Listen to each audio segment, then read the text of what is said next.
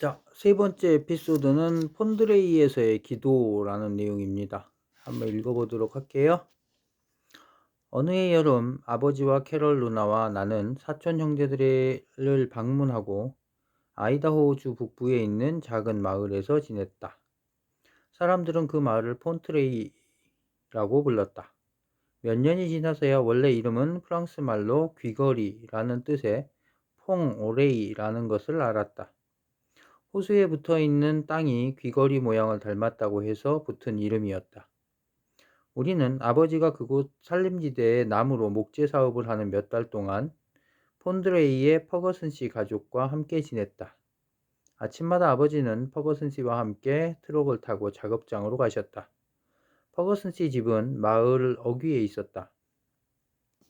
뒷마당에서 몇 걸음만 걸어가면 우거진 산림과 깊은 계곡이 나타났다. 나는 퍼거슨 씨에 대한 기억은 별로 없지만 큰 키에 긴 구렛나루 수염을 한 깡마른 모습이었다는 것은 기억한다. 퍼거슨 부인은 키가 크고 어머니 같은 아일랜드 여자였는데 툭하면 캐럴 누나와 나를 호들갑스럽게 치켜세웠다. 한 가지 마음에 들지 않았던 것은 우리 둘을 그녀의 커다란 팔에 감싸고 숨이 막힐 정도로 꼭 끌어안는 것이었다. 그러면 나는 그녀의 팔에서 벗어나려고 몸부림을 쳤다. 그녀는 하느님 맙소사라는 말을 입에 달고 살았다. 아무 때고 무슨 일에나 하느님 맙소사를 외쳐댔다. 하느님 맙소사, 이렇게 잘생긴 녀석이 있다니. 내가 그녀를 기쁘게 해주면 그녀는 어김없이 외쳤다. 하느님 맙소사, 죽여주는데. 폰드레이에 도착하고 이틀이 지난 어느 날 캐럴과 나는 뒷마당에서 찰흙으로 소꿉놀이를 했다. 조금 놀다가 숲속에 가서 다른 놀이 재료를 찾아보기로 했다. 좁다란 계곡으로 내려서자 집이 보이지 않았다.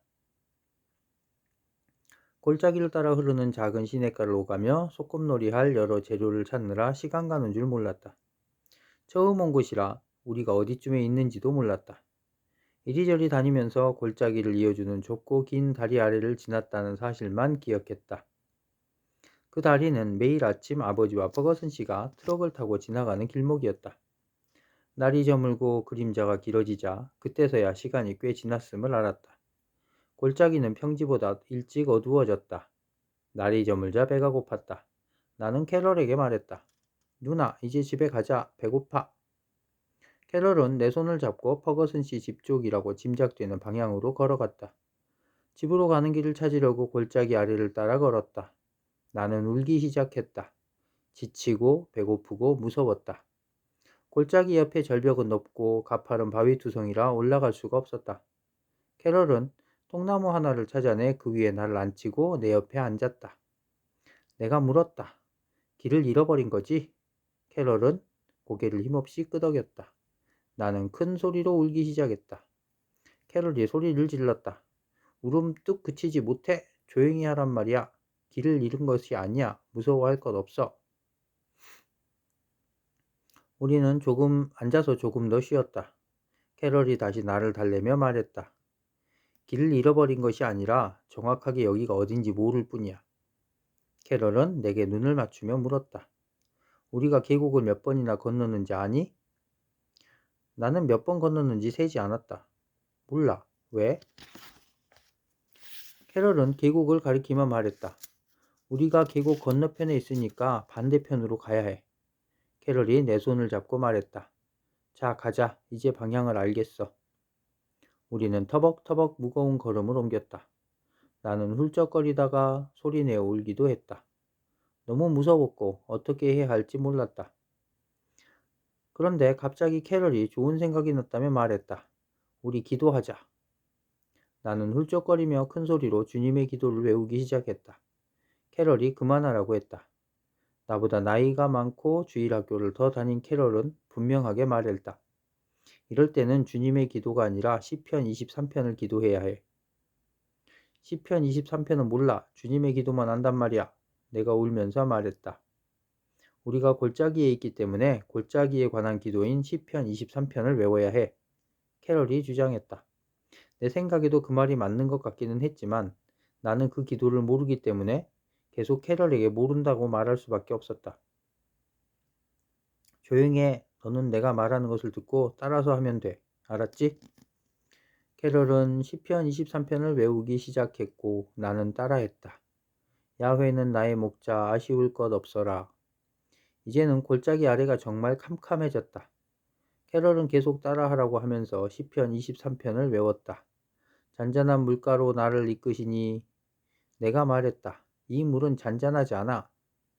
계곡물은 바위를 타고 제잘거리며 흘렀다. 물은 우리가 있는 곳에서 더 깊고 넓어졌다. 조용히 하고 나를 따라서 기도나 해. 나는 중얼거리면서 캐럴을 따라 걸었다. 캐럴이 말했다. 물이 어떤 것이든 상관없어. 어쨌든 시편에 그렇게 쓰여 있단 말이야. 나는 골짜기 건너편을 가리키며 말했다. 누나, 저 개들 좀 봐. 크고 털 많은 개 4마리가 우리를 바라보았다. 아주 아름다운 긴 털을 지닌 녀석들이었다. 캐럴이 초조하게 말했다. 개는 상관하지 말고 계속 걸으면서 기도나 하자.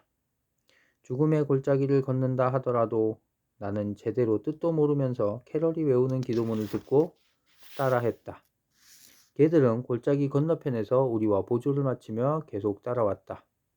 막대기로 나를 지켜주시고, 막대기로 지켜주시고, 캐롤은 기도문을 더 외우지 못하고 막혀버렸다. 캐럴이 말했다. 나머지는 잊어버렸어. 나는 낙심하면서 바위에 주저앉았다. 캐럴은 내 무릎을 일으켜 세우면서 말했다. 괜찮아. 그래도 골짜기 부분에 관한 기도는 드렸으니까. 지금은 그것이 가장 중요한 부분이거든. 제발 그만 울어. 바로 그때 멀리 있는 다리를 보았다. 트럭이 지나갔다. 다리를 향해 뛰어가 보니 바로 아버지와 퍼거슨 씨가 탄 트럭이었다. 소리를 질렀지만 그들은 우리가 외치는 소리를 듣지 못했다. 우리는 골짜기를 따라 내려왔다. 나는 개들이 아직 있나 하고 찾아보았다. 개들은 처음에 나타났을 때처럼 조용히 사라지고 없었다. 조금 실망스러웠다. 아주 귀여운 녀석들이었는데. 캐럴이 내 팔을 끌었다. 봐, 집이야. 골짜기 너머로 집 굴뚝이 보였다. 우리는 있는 힘을 다해 집을 향해 언덕을 기어 올라갔다. 둘 다 눈물 범벅인 채로 손을 잡고 달렸다. 캐럴이 먼저 현관으로 가서 문을 두드렸다. 이제 안심이 됐는지 캐럴도 소리내어 울었다. 두드리는 소리를 듣고 퍼거슨 부인이 문을 열어주었다. 캐럴이 울면서 말했다. 길을 잃어서 헤매고 다녔어요. 하느님 맙소사. 그녀는 우리 둘을 그 넓은 가슴으로 끌어안으며 말했다. 자, 이제 울음을 그치렴. 집에 돌아왔잖니. 아버지와 퍼거슨 씨는 우리가 모자와 코트를 벗는 사이 집 안으로 들어오셨다. 퍼거슨 부인이 즐거운 목소리로 말했다. 5분만 기다리면 저녁을 먹을 수 있단다. 너희들 오늘 제대로 공부를 한 모양이다. 우리는 너무 배가 고파 말없이 밥을 먹기 시작했다. 밥을 반쯤 먹었을 때 가까운 숲에서 짐승의 울음소리가 길게 들렸다.